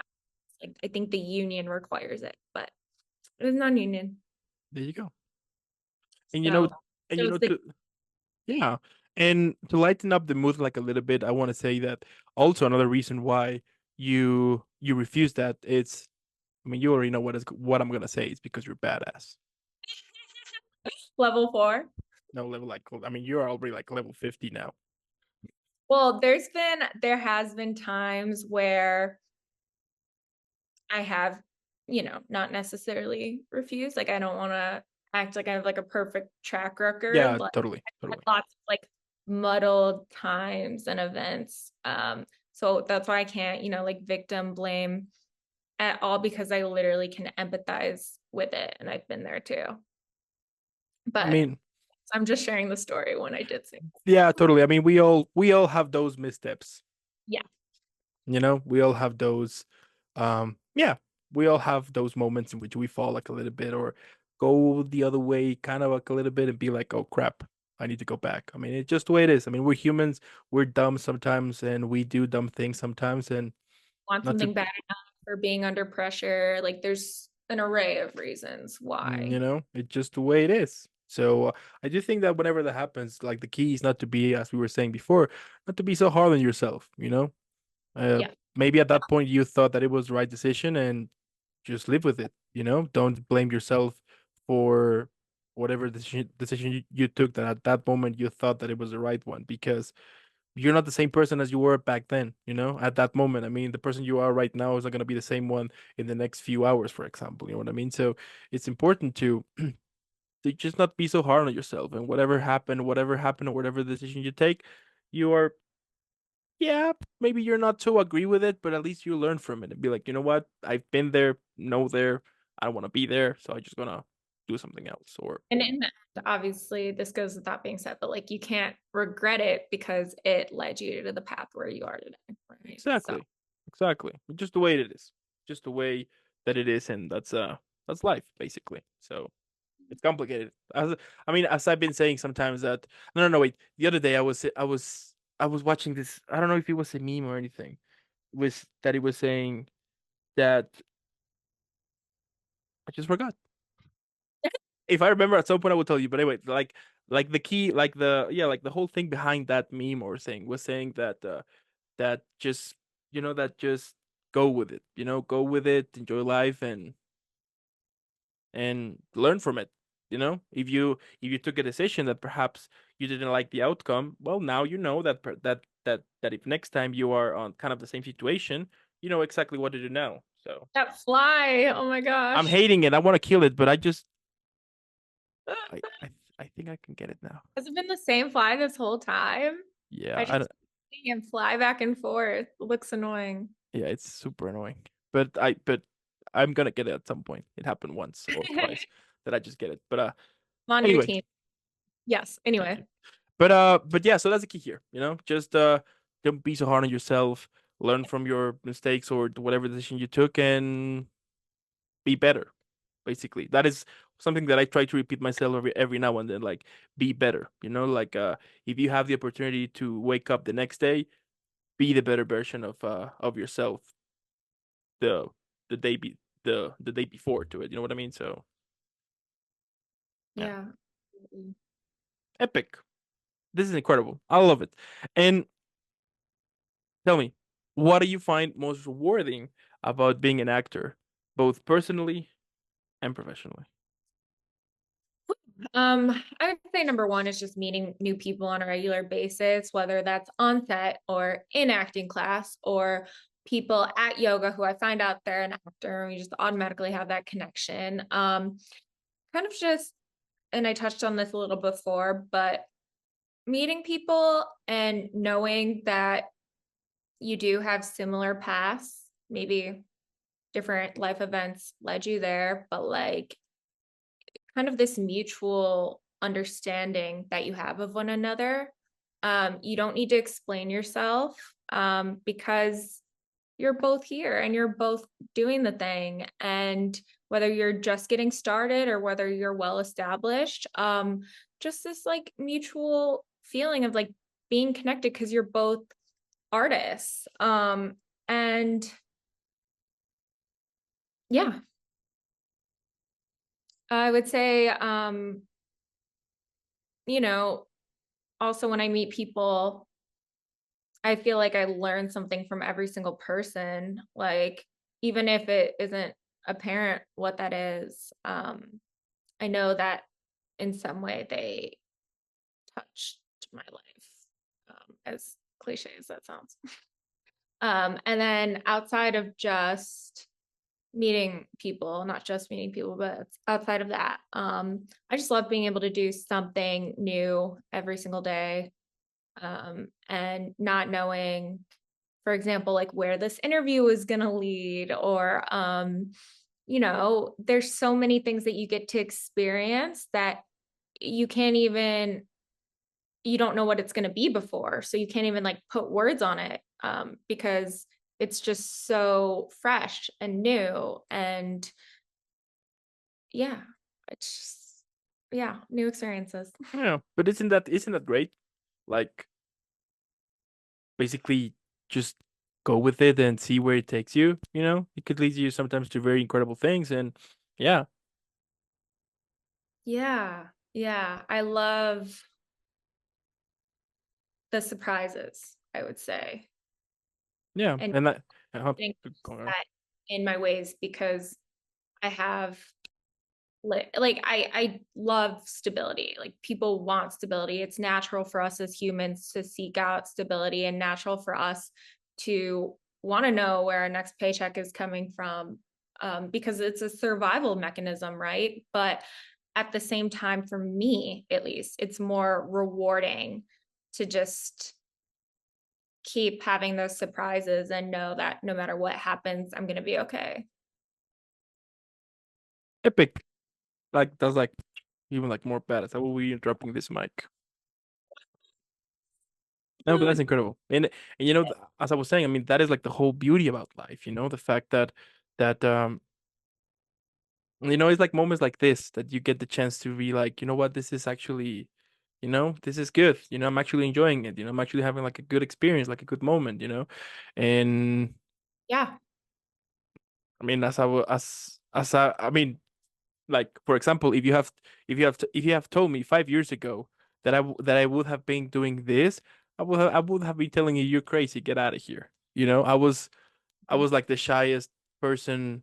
Well, not very shy, but I was just, you know, kind of a not sure like what I wanted or like where like what do yeah like where do I wanted to go or like what do I wanted to do, and it's incredible how life as we were saying in the beginning, how sometimes life will be guiding you somehow, you know, into a moment in which you get it like literally hitting you in the face, be like wake up, you know, and actually go something, you know, go pursue something else, go after something else. So yeah, Yeah, absolutely. And you never know when that like wake up call is going to come, or as long as you stay open, like each experience, each person you meet could lead to who knows what. exactly. I mean, if you have told me a few days ago that we will be having this incredible conversation, I would have said, okay, we'll see. You know, I mean, she's badass for sure. I get it, but I want to find out why she's badass. You know, I wanna know why everyone says that she's badass. Epic. Now, how do you navigate the highs and the lows of the entertainment industry? And what advice would you give to aspiring actors who are facing kind of the similar challenges? Okay, what did I write for this? Well, we did touch on staying curious, staying open. I think we basically already answered that question, if now that I'm thinking of. No, that's okay. I'll make sure that I hit all the points that I wrote down when I was brainstorming for this. Because it's important, because I'm not saying I'm like a veteran. I've been here almost 4 years now. Some people might say it's long, some people say it's short, but I meet people who just got here all the time. And I would say the number one thing is people ask me, how did you build your reel? How did you get so much on your resume? How did you start your IMDb page and get a bunch of credits on it, et cetera, et cetera? And it really isn't like a 1, 2 step type process. It more has just come with time. So my number one advice would be just be patient. But while you're being patient, like don't obviously just wait for a producer to knock on your door, like put yourself out there, right? And if you're putting yourself out there, then it will happen. Like I said, the week I got here, I did um, a background role for a little commercial. And through that, I gained connections. For example, the one guy is a producer now, and he hit me up the other day to act in a little spec that he was doing. Or like I enrolled in acting class, and oh my God, I can't even begin to name all of the experiences that have come from the people I met through that, because they're like my family here. Like one of the women who is one of my best friends here, she referred me to her agent. So now that's like my print agent. Another girl in the class put me in an audition group where what that means is like, you know, on casting networks, they'll call for group auditions, like say like a real group of friends. So every time there's one of those, we have like a group kind of headshot, like group picture, and we apply, and then we'll get auditions and we'll go for it together. And then, you know, there's just so many different people in the class were making their reels, and this is one route you could take for making your reels. Like you could hire a company to create the scenes for you, write the scenes for you, and then film your reel. You know, instead of waiting to actually be in the films, like you could just, you know, spend a few $1,000s and then the company will make the reel for you. So you could do that. And a couple of people in my acting class did that. And I was in their reel. So I got my own scenes from helping them with their reels. I also benefited from it because I got to practice my acting and help them out and get stuff for my own reel. So like, there's just so many different things that'll all kind of come together. Another example would be like on backstage, people really doubt backstage. They think that it's like amateur acting. In my experience, that's not true at all. I understand that like casting networks and Actors Access might have like more quote unquote legitimate projects, but it really is just a gamble sometimes. A lot of my roles have come from connections I gained through backstage. Like, and if you're paying for premium, the casting directors actually could find you. So you don't even necessarily, not saying you shouldn't apply, you still should apply, but like they also could search you. And for like these like video game commercials that I've done, the director found me, it was 2.5 years ago now, and she's called me back probably every single month since. So sometimes all it takes is one director to really like your look, and then you'll just keep getting asked back again and again, and that's consistent work, right? So it's really hard, like I said, to kind of tell someone like step one, step two of this is how you're going to build a reel, this is how you're going to build a resume, this is how you're going to do it. I'd more say just like put yourself out there. Don't think you're too good for like a platform such as Backstage. Try to have your casting profiles on as many platforms as possible. And it'll all come from there. I mean, it took me 2 years to build a reel, but somehow it all came together. Like it's wild the way it all just comes together. Mm-hmm. As you were saying, it's interesting how like whenever you are on the right path, everything just starts to connect. Yeah, yeah. So just be patient because, you know, people expect to have that instantly, which I totally understand, but it just takes a long time to build a network and make those connections and really see those connections out. Um, Even like I said before, background is so important to gain that experience. Like central casting, you could actually experience background like on the Warner Brothers set, Universal, Paramount. You know, Brad Pitt started off as a background actor. And I did it a decent amount, got you get paid, you do. You learn a lot. And I just remember one time talking to this one background actor because we happened to be like standing by each other for a scene.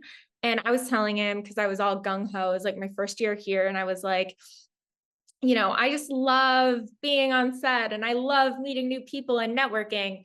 And he looked at me and he was like, well, there's no point in networking with background actors. And I'm like, okay, first of all, thanks a lot. Second of all, you're a background actor too right now. So like don't act like you're better than us. Third of all, yes, there is a point. You never know what this person's working on or what they will work on. Or like I said, Brad Pitt started off as a background actor. You have to start somewhere. So don't ever think you're too good for something and don't ever make a bad impression on people in this industry because people will remember it. Yeah. So, so it all goes down from what I was saying that just don't be a dick. Just don't be a dick. There you go. I tell you what, if I ever become an actor and if at some point I win something, I'll be mentioning you in my thank you speech. Yeah. I will even cut the trophy in half, like behind the scenes, of course, because if I do it on the moment, so behind the scenes, like cut it, then send it to you, and Well, thank you in advance for that half trophy. totally, we'll see what happens, right? That'll be cool. That'll be Oh, cool. The only time I was on TV, it was two times. Yeah, two times I've been on TV, but once I got sick. Like in the moment I got sick. I mean, what? I was like 10, I was like 11, 12 years old, and it was for a commercial. And I just got sick, like really sick. My dad was with me, so he had to pull me away because I was just like actually feeling sick. I mean, I was kind of ready to do it. It was for what was it for? It was a commercial from part-time vacation, something like that. I don't remember well. And I just got sick. And of course So it did the commercial get yeah. filmed? Yeah, but without me. They managed to get another kid.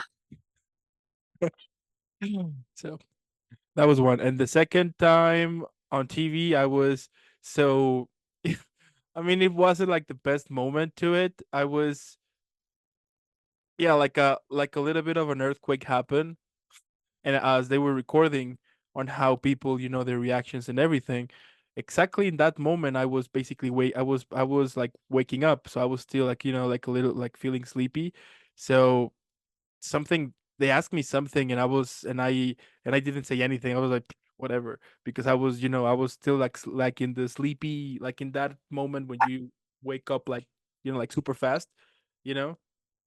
So yeah.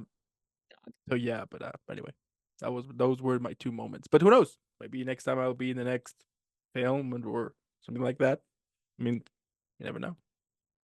Yeah, if you come out here, we'll create something together.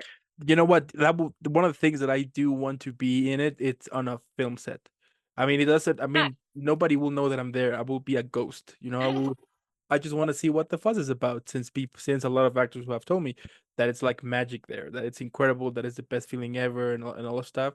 I Yep. want to, and if someone tells me, it's great things about something, I wanna see it for myself too. So I've Yep. been said this a lot of times that if only one person allows me to be on set. I mean, they're not gonna even realize that I'm there. I'm not gonna bother anyone. I'm just gonna be on I myself, mean, right? I'm just gonna sit, perhaps with some popcorns or some chips or something, and just watching, and nobody's gonna know that I'm there. So yeah, the curtains will just be crunching as you're eating your chips. then let's switch for a sandwich. What about that? Okay, that's better. Yeah. Then a sandwich it is, or soup, something. We'll see. Yeah. Something to keep Yeah, you well. because that is like the thing here. I mean, as we have spoken, throughout this conversation, the fact that life is too short, and I do want to make sure that by the end of it, or at least if I ever get the chance, like to die as old, you know, to at least say, you know what, I did what I wanted. I enjoy every second of it as much as I could, and this is it. My time is over now, but at least I did everything that I could with this time that it was given to me somehow, because I mean we all have family relatives or someone we know that it's older now, and it tends to say, "Oh, if I was your age, I wish I could have done this, or I could have done that, or try that," you know? So those type of things that, at least to me, I would say that perhaps motivate me, to realize how valuable and precious time is, Yeah. and perhaps sometimes perhaps we just take it for granted and be like, you know what, yeah, sure, I can waste some time tomorrow, I will have it. But no, I mean, make the best of it, whatever like whenever you can. So I think collectively as a generation, we are slowly realizing that, maybe not so slow, because of, social media. Um, like I touched on earlier, I think it more so used to be when you were 18, pick your career, and decide one thing that you want to do for the rest of your life and grow in that company. But I do think that collectively we're changing our mindset on that. Um, totally. so yeah, I agree. And by the way, you have already done so much, because this podcast is amazing, and it just feels so good to have this platform to talk about the industry like this. Thank you. I mean, I appreciate that a lot. But I mean, as I was telling you before we started, like at the same time, you guys, yeah, like all of you guys have impacted me in my life somehow. It's like pieces from your stories have stick with me to see things in a different way, and that is also why I keep doing this, because it's incredible the amount of knowledge, but also how, like, the more that I do this, the more I discover how amazing life is. The fact that I get the chance to meet so many incredible people that only in my dreams I would have hoped years ago, and also have said that I have met more people doing this that in the past, what, 5, 6, 7 years combined, not gonna lie. But the good thing is that I have met like the right people to it, even if with some of them we don't speak anymore, like, or like whatever reason, that's fine. But but the truth is, well, the thing here is that their stories have impacted me to continue moving forward, because, as I was saying before, during those 6 months in which I was, not getting anything, I was really into this very big depression thing, in which I was constantly asking myself, like, so what is going to happen now? So this company is canceling me. I can't get a job. I need to, I need to get food on the table for me, but also to my dogs, and to, so, and and to people who I support, my parents, my brother, like all of that. And Yeah. I was heading into a very like very dark place, because like having to see what you can sell, from your stuff, to see what you can sell like quickly, so you can get a buck to it, to pay bills or to pay rent. It's those type of things that, once you manage to, I mean, luckily that too got finished. I got my settlement. But anyway, but like the good thing is that when I was able to have my life back somehow, you started to enjoy everything. You started to think so simple as taking a shower. It tastes different, because you're like, I'm actually having a shower now. Whereas people out there who doesn't have a single dime to buy stuff, buy like a single loaf of bread or stuff like that, and I'm actually having enough food on my table. I have a shower. I have, like all of that. You start to be like more humble to it. And, well, with that, with the actors that I was interviewing constantly, it was kind of my therapy somehow. So it's kind of interesting, because I said this to an actor that, yeah, she's yeah, I can say that she's a really cool friend, that somehow all of you guys have saved me, for preventing me to go to this dark place that at some point I was kind of looking at the edge to it, like, am I really going down there, and I mean, it's hard. I mean, those who have been on that stage, that if you take one step, it's gonna take you to a very dark place. So yeah. Yeah. Yeah. I can totally, I mean, obviously I don't know all the ins and outs of your story, but I could relate to what you just said, to, feeling like you're at rock bottom and then turning to a new world, a new art form, and immersing yourself in it. and it opens to the doors to so much. And I agree, that's what this industry has given me too. And Totally. it's cool that it's given it to both of us in different ways. Yeah, and the time, the time that they have all invested to this platform, that is why I keep saying that I'm in an eternal debt for the rest of my life. Because as we were saying before, like the fact that time is super valuable and so precious, and at least when someone is yeah, when someone is having a conversation with me, I do appreciate a lot the time because I mean we all know how time valuable is, and if they are gonna spend it by having a conversation with you, I mean that is incredible. That is what I've been trying, that is like what I've been saying all this time, like to enjoy every single detail of life. I mean, life sure it has their awful moments every now and then, but it's not bad all the time, and when you get the chance to enjoy those tiny, tiny, tiny stuff that perhaps you didn't put that perhaps you didn't put attention to it the first like the first time, but once you stop and realize, you're like, holy crap, I'm actually doing this, I'm actually having this, I'm actually being able to talk about this, things like that.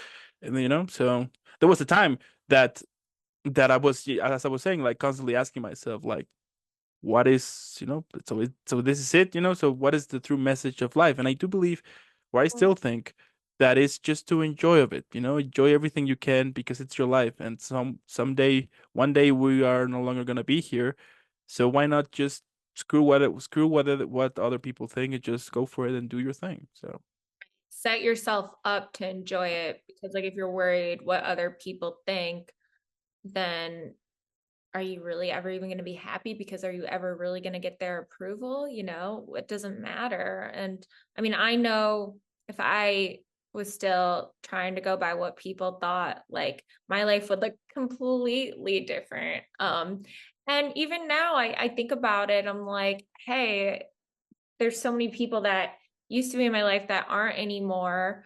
Um, and it makes me sad. And maybe there's a miscommunication about, the way their life went versus the way mine did. But I can't like let it get to me. As much as sometimes it does hurt, like you want to explain yourself, but you can't. Like it doesn't matter. You just have to stay true to yourself. yeah, yeah, and those who that are no longer here in this world, honor them by enjoying as much as you can up on this life. That is what I sometimes think, with people that are dear to me, that are no longer here. I try to think that, like, what? I'm gonna honor them. I'm gonna honor whatever how they impacted me in my life, by keep living and keep moving forward and keep enjoying all that I can, learning all that I can, and try to be like the better version to myself the next day and the next day and the next day. So Yeah, yeah. absolutely. I I mean, love we are just speaking truth here. This is incredible. I love it. It's so Just mentally stimulating. This is epic, and it was needed. So I love it. So I'm loving this. This is really cool. Me too. And are there any dream roles or projects you aspire to pursue in the future? Say that I try not to get too tunnel visioned on that, because I want to have an open mind going into anything. And kind of like we keep saying, kind of the theme, like no matter what, I feel like each role that I take on will somehow make me grow. But, I do prefer challenging roles, because I really feel, when I don't know if I could do it and then I do it, that's definitely when it's the most satisfying. I would say if I had to just pick a dream role, it would probably be to be on American Horror Story. Just like one season, like an Emma Roberts type role. Um, I admire her talent so much. And that would be so ideal. That would just be an amazing experience to do a Ryan Murphy film. I love the horror genre. And I've done a decent amount of horror short films with a director named Alex the Titan. He has a ton of followers on YouTube, and sometimes to get inspiration for the character that I'm playing, I'll watch some of Emma Roberts' American Horror Story stuff, and kind of get inspired by the way she plays it. Try to emulate that in my own acting, but then of course add my own personality to it as well. So that is, I mean, who knows? Maybe at some point we'll be seeing you in all of those projects. That's the goal. I'm super sure that's gonna happen. I'm super sure, you know what, that our next conversation will be about the multiple thousand projects you've been here. You know, perhaps an Oscar, one or two here and there. Who knows? Yeah, I it's funny you mentioned that, because for some reason when I think of my future, I don't even picture it with like Oscars per se. I just feel like I kind of tackle like one goal at a time, like one level at a time. Like if like the hierarchy of actors in the industry was kind of like a pyramid or something, I feel like I want to conquer the next level up before I get to like that tippy top level. Yeah, Um, because that'll be enough for me. Like for me, it's just enough to be doing what I love to do. that's like even more badass. Yeah, I think we're on like level 10 of badass I mean, now. you already crushed it now. You set the bar way too high now. You know, it's like There's super nowhere high. else to go. Yeah, there's nowhere else to go now. It's like super high. Incredible. I'm And at the top of the pyramid. yeah, oh, for sure, for sure. And Tamila, what motivates you? You know, we all have those days we just want to quit. It's inevitable. Happens to all of us. So how you stay positive in a moment that perhaps in your personal life might be a little bit challenging, let's say. Well, I would say like in a more practical, tangible sense, I'm motivated by experiences that I have with like my friends and my family, and traveling, and kind of how you were saying earlier when we talked before, really immersing myself in a culture in another country. Um, and then I'm motivated to bring their story to film, to bring their story to the collective consciousness. And so I think just being friends with people from every different country and of all different religions and ages and socioeconomic levels, it's all motivating to me because it makes me just, want to keep exploring and keep seeing what else is out there and bring it to the screen as well. I'm I'm speechless. But that's true. That's yeah, yeah.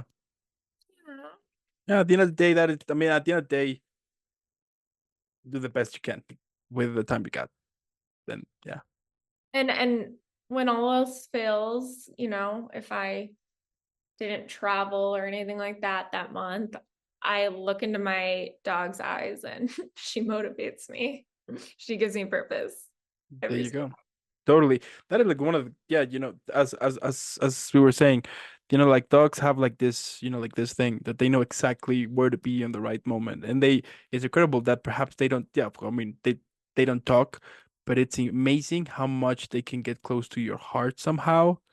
You know what I mean? That they somehow they know you. You know, they know how like when you're sad or things like that, and they actually know how to help you, you know, and they actually care about that. You know, it's yeah, it's incredible. Seriously, like my old acting teacher would always say that being an actor, it's almost like being your animalistic self, like because your animals are going off of pure instinct. And with that instinct, like for the most part, at least dogs, like they're so loving and sweet and perceptive and empathetic. And yeah, that's who I long to be, Like, Absolutely. And you are making it happen as well. So that is yeah. another cool stuff here.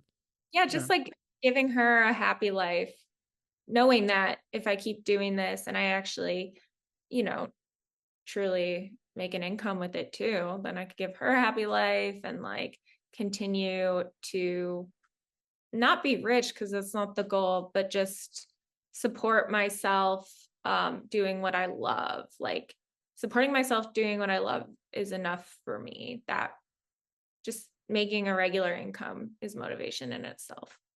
I mean, I think that's like the, I mean, I do, I think the same as you. I do want also, like a regular place, something nice, and just, just be at peace. I don't need a 25 room mansion or 5 cars, 2 yachts, and a plane or something like that. I don't see myself like pursuing that.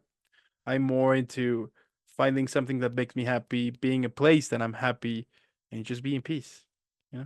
Well, because I've talked to people and built relationships with people who do have that stuff. And at the end of the day, they're still searching for it factor. They're still searching for that unknown X factor, not it Hmm. factor, X factor. They're still searching because the yachts and nice cars haven't satisfied that for them. And it just shows that finding something that's going to satisfy you, for me at least, has been finding my passion. Because before accepting the fact that acting is my passion, I knew it, when I was 3, up until the time that I didn't make the play, I knew acting was my passion. But for those like 7 years or so where I was trying to pretend like it's not, I felt like this deep void. And now my life isn't perfect now that I've found my quote unquote passion. And some days I'm more passionate about it than others. But I don't feel that void as much. So like I'm not feeling that depression because I feel like I have more of a purpose. And tell me, if you could describe your whole career, this is your moment now. If you could describe your whole career now, but you know what? This time on a drink, how should we call it, and what would it have? This is the moment we've all been waiting for. It's all led up to this question. How would I describe my life in a drink? I would say, Nelly, stop it. Now there's a lot of pressure since you told me right before that some people give kind of lame answers like wine. So I probably would have said wine just because that's my go-to drink, but I know I could do better than that. This is a drink I've never had before, but I'm gonna make it up. I'm gonna think about it and somehow create it. I know it's gonna start with a Celsius Okay. because yes, this is like my favorite drink right now. Um, I know it's not the healthiest. People love to tell me that because that has 200 milligrams of caffeine. But for me, I'm a caffeine addict, so it's never enough caffeine for me.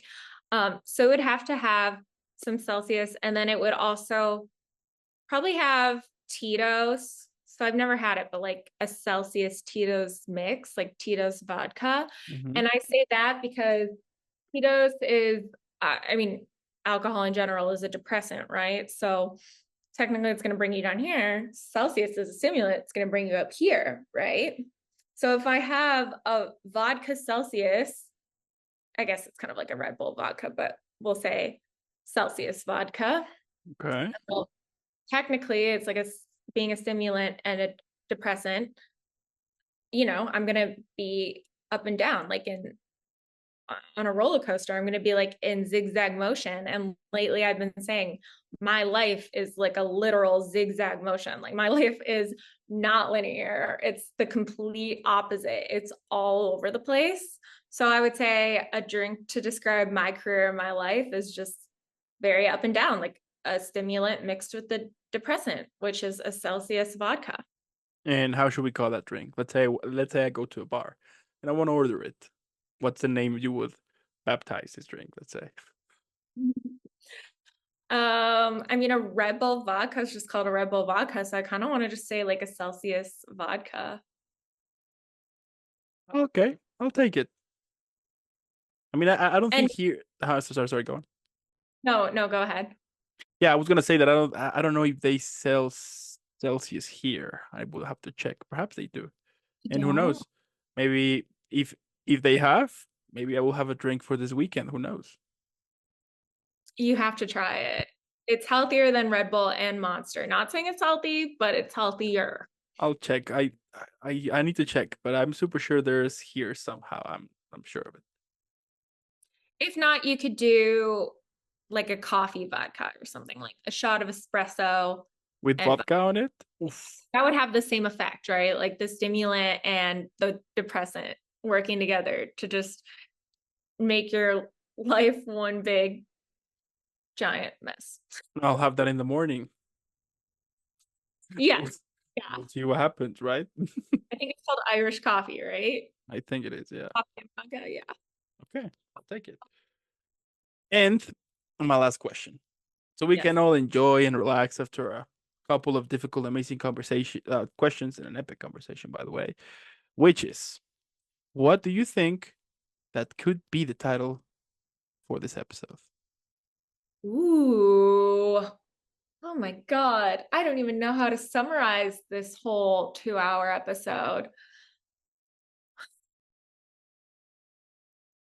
Do I have to name it? Be surprising? Take your time. I mean, this question usually takes time, so I get it. So it's okay. The stage is yours.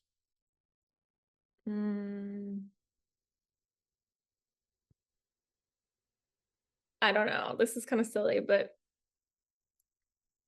I want to say something about like an element of always kind of being surprised because I feel like that's so important in this industry to just always stay surprised, especially with acting. You know what's going to happen in a script, right? But the audience can't know that you know, right? Because they're going to be surprised, right? So when you're acting it, you have to make sure that you're experiencing it like it's for the first time. And I feel like that's like the same with life, kind of how we were saying, it's so important to like have that surprise element every day because that's like how you're gonna get out of your comfort zone and grow. So I don't know, something with like um just keeping things non-linear. I don't know why that's like coming to me.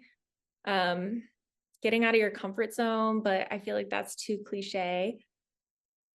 Do you understand what I'm working with here? Mhm. What about, mm, yeah, what about you never know? No, no, no. What about Fuck your comfort zone, but maybe you can't say fuck. F your comfort zone. it can work? Yeah, F your comfort zone. have your comfort. Yeah, okay. I mean, I could put the fuck to it, but instead of the you, put like a, you know what I mean? Yeah, Like this. Yeah. Hmm. Yeah. definitely. Then we have a title. That's the Thank you. winner. There you go. Thank you. Epic. I mean, what can I say? I am. Yeah. I mean, yeah. I don't know. I mean, it's incredible.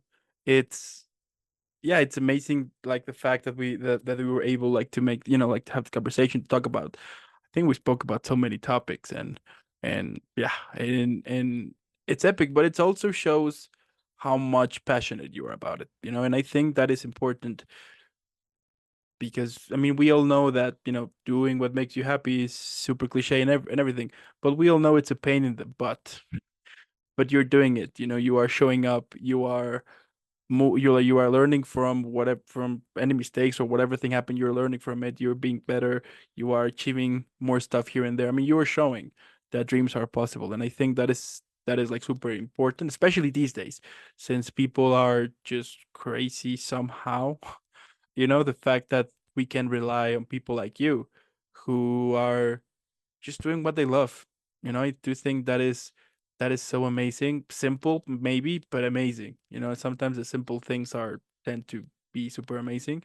And the fact that you're doing it, it's epic. I mean, as I was saying before, I mean, you already raised the bar to badass level. I mean, I'm not even counting anymore because you just went. You know, but it's amazing, and I do hope that you continue pursuing what you do, and I do hope that you keep yeah keep following it, because as we were saying before, that if the 10-year-old version will see you right now, I mean, let's be honest, that that kid version of you would be your biggest fan right now, you know. Yeah. And I think whenever we get the chance to kind of think of that and to see how much work we have done to where we are right now, sure, perhaps you might say no, but it's not I'm not comfortable right now, whatever, that's totally fine. But at least you are in a better position that you were yesterday, you know. And I do think that the fact that you are showing us that type of message to it with your epic performances, you know. Yeah. Thank you for that. I mean, I would love to inspire someone because I do wish that I had that inspiration, like that example of someone pursuing their art form, someone pursuing their passion growing up. I didn't necessarily like obviously so grateful for what my parents have done for me. I think my dad did have a little bit of that bug. He plays guitar and he played in a band for a while. But so I probably got like the performance piece from him. But just in general, it's so important to have like examples to look up to, Yeah. And, yeah, once again, I think what you're doing is so awesome. And I really appreciate you taking the time to invest in me. And yeah, I hope we get to collab or something again soon. Oh, we will. Trust me, we will. And now we find out why you're super badass. Well, maybe next time I interview you and ask you these questions. Go for it. I'm up for it. That would be interesting. Right? I love being on the spot every now and then. Some role reversal. That would be, you know what? That would be cool, and it would be it would be better if you don't send me questions. Nothing. Just nothing. So out of the blue, it goes back to surprise. Right? So I could be like, oh, okay, you know what I mean? I mean, I do like whenever I can get the chance to be like in those type of positions, because you feel different, you feel like that excitement, like those kind of butterflies in your stomach, like those type of feeling. So that's cool. So I'm up for it. Yeah, let's do it. Stay tuned, y'all. Stay tuned. And yeah, so basically, thank you so much for making this happen, Ali. I mean, you are an incredible, super badass person. We discover now why you're super badass. Keep shining, keep rocking. I also want to thank those who stayed this whole episode. Thank you so much. Now, if you are new to the channel, you might not know, but if you are old to the channel, you know that we broke records, which is really cool. And what better way to break records than with an epic person? Wait, did we break the record today? Yeah, we did it. Wait, how long was it? 2 hours, 53 minutes. Are you sure? Yeah. Wait, the Zoom call was, but we weren't recording the whole time. Oh yeah, we started at 12:30. We should have been recording the whole time. Yeah, no, we did, because we started at 12:30. Yes, but shoot. Okay, well, we're on different time zones, so I don't know. Let me check the old interview, but I'm super sure that we broke records. If we didn't break that one record, then we're at least second to it. Yeah, or our next conversation is gonna be the goal too. So yeah. But yeah, so thank you so much, Ali. Keep shining. And also those who are tuning in the description below, you're gonna find all of Ali's social media. Now you discover why she's super bad. Let's make her viral.